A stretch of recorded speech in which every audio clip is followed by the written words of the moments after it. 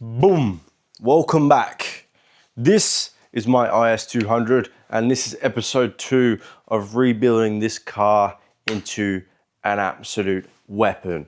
On today's video, we're going to go through exactly everything we need to fix, and we're going to do that by using a pre-roadworthy inspection checklist. Now, if you want this checklist, let me know in the comments down below and I'll provide it. It was just the ChatGPT prompt. You can do this for your vehicle. So this is the checklist that we have, okay? This goes through everything: tires, brakes, steering, suspension, electrical, seat belts, engine, body, etc. And this is going to really help you and also myself get this vehicle an idea of what it's going to need for an actual roadworthy inspection.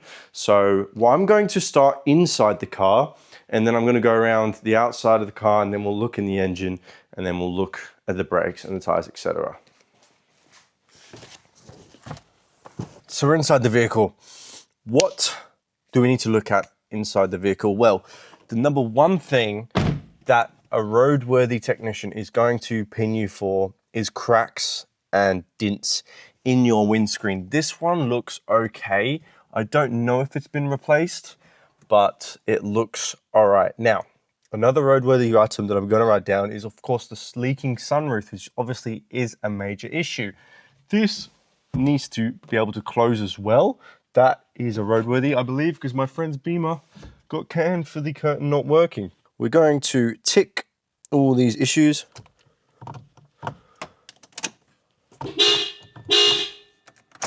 Horn works. This check strap here needs to be replaced, but because this can actually come out, like I'm just about to push it out right now, okay? So you can replace those pretty easy off eBay. So, but that is actually okay. Close is all right. Open and close, locks, no problem. Same thing's happening with this one. And while we're here, actually, something you do definitely need to check for when you're looking at this kind of stuff are the rubbers on everything, because you can get canned for bad rubbers. I've seen it happen and it's no good. Also, cracks and broken glasses, broken window glasses are no good as well. So check all your rubbers for any cracks or damage in here. We can see this, which we might need to buff out. Looks like someone's tried to steal this car at some point in its life, but it's not been reported as stolen. But this seal actually looks all right. There is a little bit of frame, but it's not ripped. You kind of want to make sure these aren't ripped. That's the main thing. And yeah, this door, these need to be replaced. See how much movement that has? That's not good. The back seat section is going to be pretty easy. All we need to check for is that obviously your seat belts retract. So these back 3 seat belts are really good condition, probably because they've not been used much. All of the buckles work properly. So obviously that goes out and it goes in, because obviously it's a roadworthy condition if your passengers can't buckle themselves in. The actual seatbelt needs to be not frayed or torn, so it is worth pulling these out a little bit just to check that they aren't torn or frayed anywhere, because they can you even if they do come in and out. But these ones do look in really good condition. This, if your car has tint, this has to have no bubbles in it, because obviously you need to be able to see out of your rear window. Again, no cracks or anything, but yeah, you definitely need to check that. But as far as I can tell, these hinges look all okay. It looks all straight. Panels look all straight. In terms of the back here, there's not really much other roadworthy items. The seat is definitely a roadworthy item, but this is not. So that's going to be fine. This buckle, this seat belt is something we might need to check and fix. So I'm going to write that on my board. Same for the other seat belt, doesn't retract very well. This one also is slightly frayed. So I might try and look for a replacement for both the front seat belts, but we'll try and clean them up so to the point that it's just a retracting issue and not an actual material issue, because they aren't bad, they're not torn, but we could get canned for it. So when we're looking in here, pedals are a massive one. You see how this pedal here, sorry, it's very bright. This pedal here, this cover needs to be replaced. That is a roadworthy item, and they will fail you just for that because it's worn there. It's probably not as bad as you'll see some of them, but yeah, that is not good. This is the issue we're facing.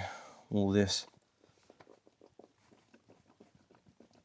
filled up. So we need to really get this floor pan. Your chairs can't have any movement, so they need to be nice and secure. So they seem okay.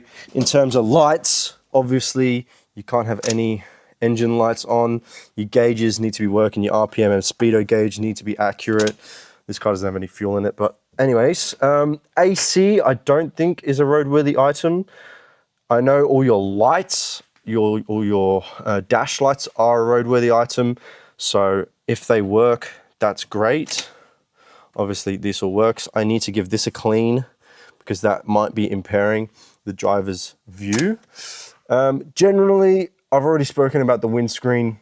These sun visors need to be operational, okay? Not that bit, but if you flick it up, it can't drop down like this. So that is good, okay? That is good, that is good, all right? So for this one, that is good, that is good. If it goes like here and it flops all the way back down, it's no good. Dome light works. This, we might have to clean up because on the very edges, there's a black strip. Don't know what happened there, but we might have to clean that up. The other seatbelt looks okay as well. Again, we can test the buckle. This one actually doesn't, this one definitely needs to be replaced, this seatbelt. But yeah, the actual buckle works okay. But yeah, that seatbelt needs to be replaced. And yeah, I think that's okay. Handbrake.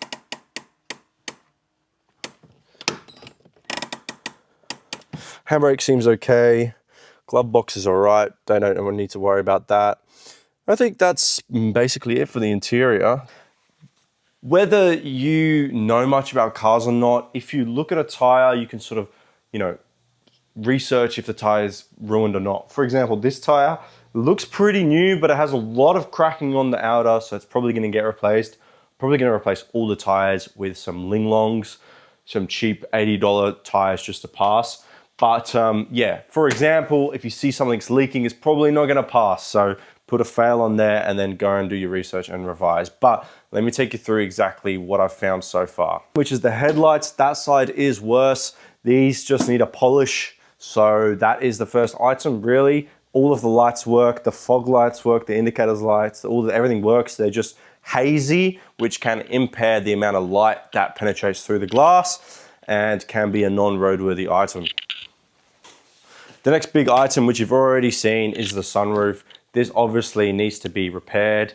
If it was roadworthy or not roadworthy, it needs to be repaired anyway because it leaks into the car. So this sunroof item is obviously a major repair, which we will be doing in a couple episodes time when I get all the parts, everything needed.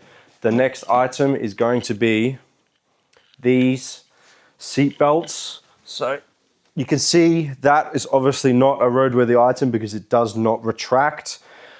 Roadworthy items are pretty annoying because even though the seatbelt does operate, like, it will save your life, but because it doesn't retract, it can hang around, it can fly around, it doesn't retract nicely.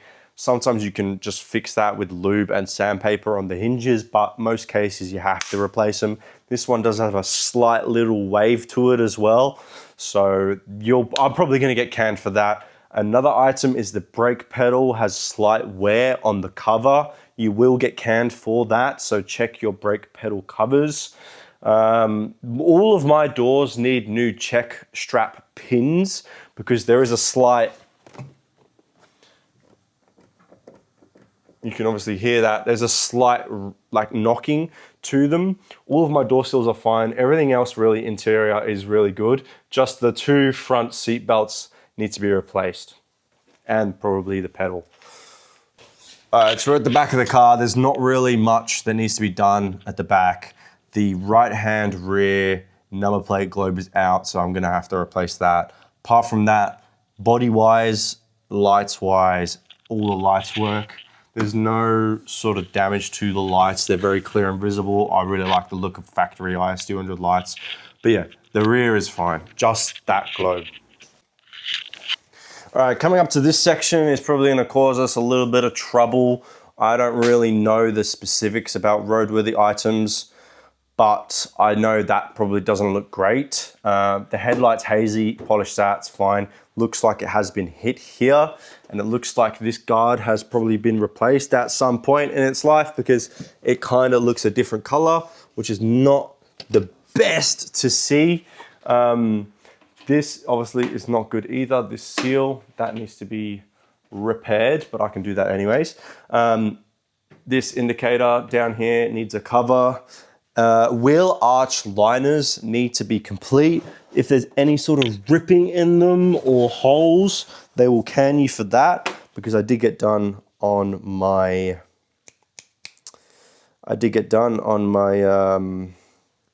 Honda Civic for a wheel arch liner. All right, so we've gone through a couple of things. Now I'm going to put the car on jack stands, take off all the wheels, inspect the brakes, tires, shocks, mounts, etc. And I'll also have a look at the engine bay and see what that needs.